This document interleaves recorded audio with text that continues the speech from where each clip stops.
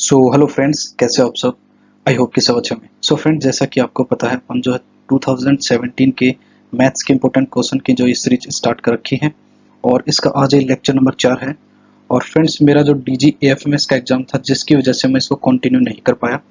और फ्रेंड्स, आपको पता है SSC CGL 2025 का नोटिफिकेशन जो है वो आउट हो चुका है और आप जो है टाइम से इसका फॉर्म फिलअप कर देना।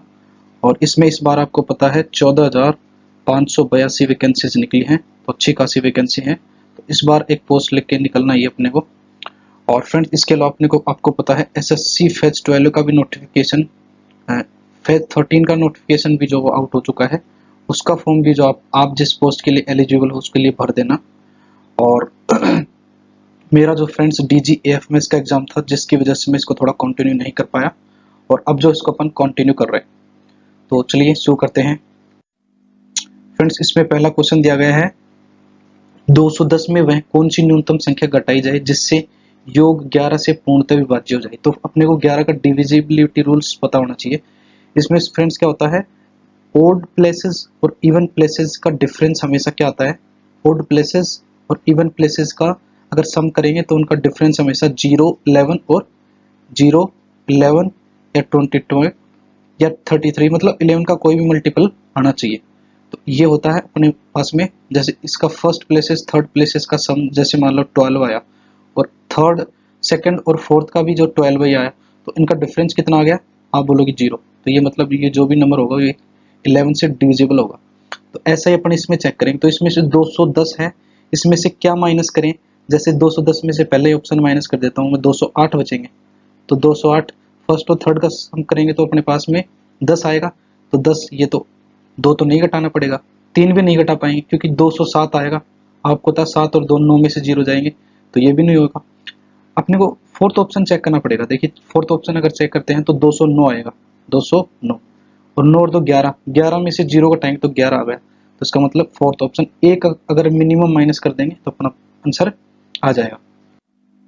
अगला है, एक किसी घर की रंगाई 25 दिनों में कर सकता है। तो एक कितने टाइम में कर सकता है, 25 दिनों में। बी 10 दिनों में कर सकता है और कर सकता है सी के साथ मिलकर उन्होंने काम को 6.25 दिनों में पूरा किया। मतलब इन दोनों ने, ए और बी ने सी के साथ मिलकर कितने टाइम में, 6.25 को फ्रेंड्स अपने को क्या लिखना है, 6.25 को लिखेंगे अपन 614। 614 का मतलब 6 चौके 24 और एक 25/4, अपने को ऐसा लिखना है इसको, ठीक है, 25/4। तो एलसीएम आ जाएगा कितना, 25 और 0, क्योंकि इसमें 0 भी तो आएगा ना। तो इसका अगर डिवाइड करेंगे तो कितने बार जाएगा, आप लोग 10 बार जाएगा। और पी का इसका डिवाइड करेंगे तो ये जाएगा अपने पास में 25 टाइम्स।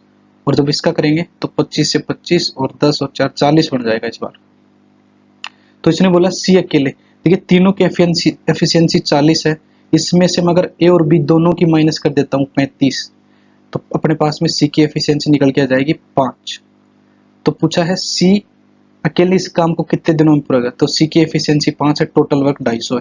तो 250 अपॉन में 5 कितना आ जाएगा, आप बोलोगे 50। तो ऑप्शन नंबर एक, ऑप्शन नंबर। चलिए नेक्स्ट करते हैं। 6 सेमी भुजा वाले समषटकोण का क्षेत्रफल क्या होगा। ये अपने पास में क्या है, रेगुलर हेक्सागन। इसका डायरेक्ट आप फॉर्मूला याद रख सकते हो, रेगुलर हेक्सागन। इसका फॉर्मूला डायरेक्ट होता है फ्रेंड्स, अगर आपको याद है तो ये होता है 3√3/2 इंटू साइड स्क्वायर। तो साइड अपने पास में 6 है, तो 6 का स्क्वायर कितना हो जाएगा, 36। और ये काटेंगे इसको कितनी बार जाएगा, 18, 18 3 54। तो अपने पास में जाएगा 54√3, ऑप्शन नंबर 2। चलिए नेक्स्ट करते हैं। फ्रेंड्स, 3 साड़ी खरीदने पर ग्राहक को 1 साड़ी मुफ्त दी जाती है, तो प्रत्येक साड़ी पर प्रभावी छूट क्या है। तो कैसे करेंगे, आपको पता है 1 साड़ी खरीदने पर 1 साड़ी मुफ्त दी जाती है, 3 खरीदने पे। तो आप बोलोगे टोटल साड़ी कितनी है, 4, और 4 को अपने को फ्री कितनी मिल रही है, 1, और इंटू 100। तो ये ही अपने पास में डिस्काउंट आ जाएगा कितना, 25%, ऑप्शन नंबर 3। चलिए नेक्स्ट करते हैं। आर और एस की वर्तमान आयु अपने पास में 6-7 है, प्रेजेंट एज है, और 12 वर्ष पहले उनकी आयु। देखिए फ्रेंड्स, 9:11 थी कब, 12 वर्ष पहले, 12 ईयर्स एगो, 12 ईयर्स एगो। अभी वर्तमान में इनकी 6:7 है। तो फ्रेंड्स आपको पता होगा इनकी जो एज में जो डिफरेंस वो हमेशा सेम ही रहेगा, तो उसको सेम बनाना पड़ेगा। कैसे?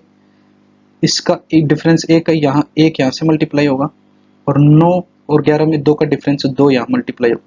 तो ये वाला रेशियो क्या बन जाएगा? ये बन जाएगा 6 दूनी 12 और 7 दूनी 14। अब आप इनका डिफरेंस देख सकते हो, ऊपर तो 1 ही है तो सेम ही रहेगा। 9 से 12 3, 11 से 14 3, इसी 3 की वैल्यू अपने पास में 12 ईयर्स की दे रखी है, तो 4 गुना है ना। तो इसने पूछा क्या है? आर की वर्तमान आयु। ये आर है, ये एस है। ये तो पहले 12 वर्ष पहले की थी 9, और प्रेजेंट एज में 12 है, लेकिन एक्चुअल में 12 नहीं, 12 का 4 टाइम्स, 12 का 4 टाइम्स कितना? 48। तो ऑप्शन नंबर सेकंड। चलिए नेक्स्ट करते हैं। किसी परीक्षा में 10 विद्यार्थियों के अंकों का औसत 25 था। बाद में पाया गया कि विद्यार्थियों को गलती से 43 के बजाय 34 अंक दे दिए। सही एवरेज क्या है इनका? तो देखिए फ्रेंड्स, 10 विद्यार्थी थे और इनका एवरेज अपने पास में 25 था। ठीक है, कोई दिक्कत नहीं। बाद में पाया गया कि 43 को 34 काउंट कर लिया गया। आप एक बात बताओ, 43 को 34 काउंट करेगा तो आप ये नहीं बता सकते कि कितना कम कर लिया इसने काउंट। तो आप बोलोगे 6 और 3 9, यानी 9 कम काउंट किया इसने, तो इसको मतलब 9 ज्यादा काउंट करना पड़ेगा, 9। और एक्चुअल में टोटल स्टूडेंट हैं कितने? 10, तो अपने 10 से इसको डिवाइड कर देंगे। तो एक्चुअल में सभी का जो एरर था ना, आई मीन जो एवरेज था वो कितना था? 0.9, यानी 25.9। ये इनका सही एवरेज था, ऑप्शन नंबर 4। अगला है, एक थोक विक्रेता 25% लाभ पर जैकेट किसी फुटकर विक्रेता को बेचता है। ठीक है, फुटकर विक्रेता इसे 20% के लाभ पर किसी ग्राहक को बेचता है। यदि ग्राहक इसके लिए 2400 रुपए पे करता है तो थोक विक्रेता हेतु जैकेट का क्रय मूल्य क्या हो? ठीक है फ्रेंड्स, थोक विक्रेता क्या करता है? 25% के लाभ पर बेचता है, यानी 25% का मतलब होता है 1/4। तो इसका मतलब 4 रुपए की चीज उसने 5 रुपए में सेंड कर दी, बेच दी।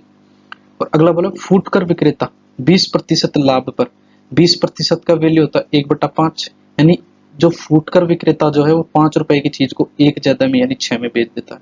और इसी 6 की वैल्यू क्वेश्चन में ये ग्राहक को दे दिया ना इसने 6 रुपए में, इसी 6 की वैल्यू कितनी दे रखी है अपने क्वेश्चन में? 2400 रुपए। 2400 रुपए में ग्राहक को भुगतान करता है। तो ये कितना आ जाएगा इसका? 6 चौका 24, 400 टाइम्स है, 400 गुना है। तो अगर ये 400 गुना है तो उसने खरीदा कितने में था? इसने पूछा थोक विक्रेता जैकेट का क्रय मूल्य क्या होगा, तो ये भी 400 गुना हो जाएगा। कितना? 4 चौके 1600, ऑप्शन नंबर सेकंड।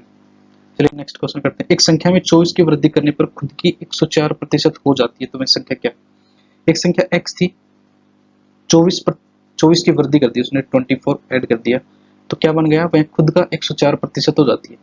खुद का 104%, 104 बट्टे 100। आप इसको काट लो ना फ्रेंड्स, क्या बनेगा ये?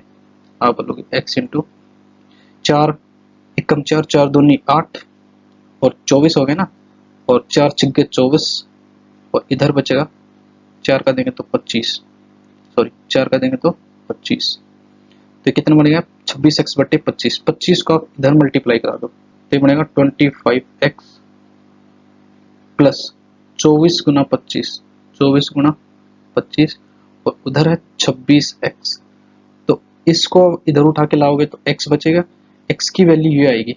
इसका क्या मतलब है? 25 को आप 4 से मल्टीप्लाई करा दो तो 100 बनेंगे, और इसमें 6 बचेगा तो 6 इधर ये आ जाएगा अपने पास में। x की वैल्यू कितनी आ जाएगी? 600, ऑप्शन नंबर 3। चलिए नेक्स्ट क्वेश्चन करते हैं। यदि एक नाव किसी निश्चित स्थान पर 30 किलोमीटर प्रति घंटा की गति से जाती है, उसी स्थान पर पुनः 20 किलोमीटर प्रति घंटा की स्पीड से लौटती है, तो कुल यात्रा के लिए नाव की एवरेज चाल क्या, औसत गति क्या है? तो फ्रेंड्स कैसे करते हैं, जैसे जितने डिस्टेंस ट्रेवल करिए, x से गया है x स्पीड से और y से आया है, तो इसका जो एवरेज निकालते हैं 2 इंटू एक्स 5 प्लस वाई। ये आपको डायरेक्ट याद रखना है और आपको याद होना चाहिए। तो इसका भी ऐसे निकाल लेंगे अपन, कैसे? 2 इंटू 30 इंटू 20 अपे डिवाइड में 30 और 20 कितना हो जाएगा? 50। आप इसको काट दो, 0 से 0, 5 छिक गए, 6 दूनी 12 और 12 दूनी 24, ऑप्शन नंबर 3। चलिए नेक्स्ट करते हैं। 7.5% साधारण ब्याज की दर से 4 वर्ष में किसी धनराशि पर कुल साधारण ब्याज 10 रुपए, आप बोलोगे 7.5% का 4 वर्ष के लिए, तो कितना बनेगा ये परसेंटेज? आप बोलोगे ये बन जाएगा 75 का डबल 150, 150 का डबल 300, एक डिजिट छोड़ के पॉइंट लाएंगे तो 30% बनेगा, यानी 30% ब्याज बनेगा। इसी की वैल्यू अपने को क्वेश्चन में कितनी दे रखी है? 1200 रुपए। तो कितने गुना है ये? आप बोलोगे 3 चौका 12, 40 गुना है। तो 1% की वैल्यू कितनी है? आप बोलोगे 40। तो 100% की वैल्यू कितनी आएगी? आप बोल दोगे सर ये आ जाएगी 40, एक और तो 4000, ऑप्शन नंबर 1।